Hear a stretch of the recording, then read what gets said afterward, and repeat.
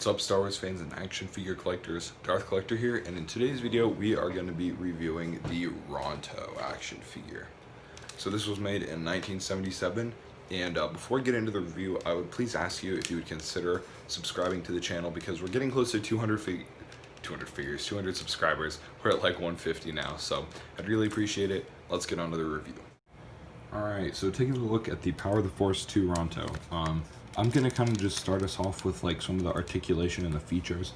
Then we're going to move on to taking a look at the detail, sculpting, paint apps, whatnot. And then we'll put the figure on and just see how it rolls. So, starting off with some of the articulation and the features, we've got the ears here, have a little rotation. I don't know exactly why, these ones do too.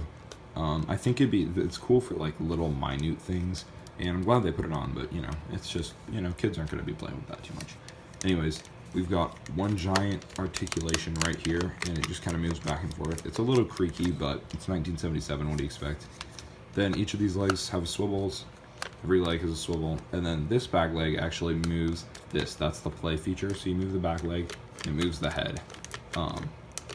And that actually is meant to represent that scene in The Phantom Menace where the Jawa gets flung off and is swinging under the Ronto, or A New Hope. Why do I keep saying the wrong? Keep saying the wrong movies. This is from A New Hope, not The Phantom Menace. As for sculpting and paint apps, you know, the paint detail is pretty nice, and so is the sculpting. Like, you can tell it's got a really like dinosaurish kind of reptilian look to it, and it's really good, really cool paint apps. It looks like they did some blending here, and it looks really good. It works really well, except for this, you know, little bit right here of unpainted articulation spot. And then the saddlebag and saddle area looks fine as well. It's all just kind of colored plastic. It's I don't know, these bags are definitely painted. I don't know about this, but yeah, it's really cool, and it looks pretty good for a figure for 1977. As far as the figure goes, it comes with this Jawa with little light piped eyes, and it's just a little Jawa.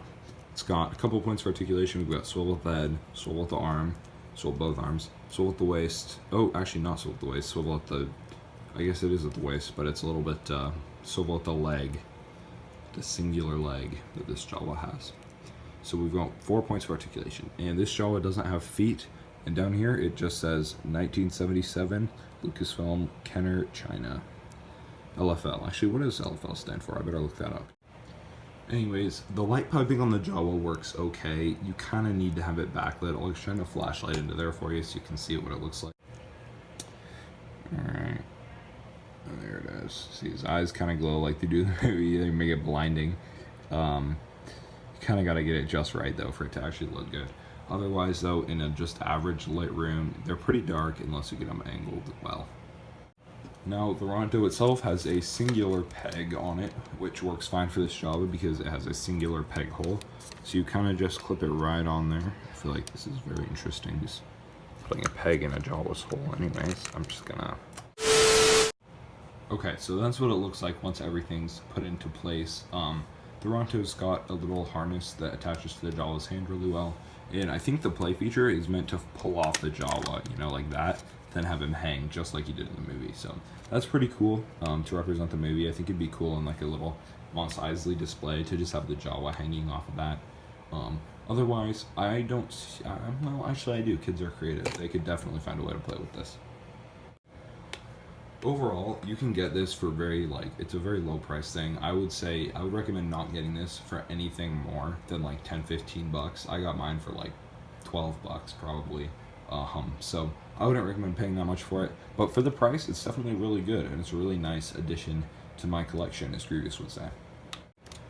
Out of 10 for its price, I give it like 9 out of 10.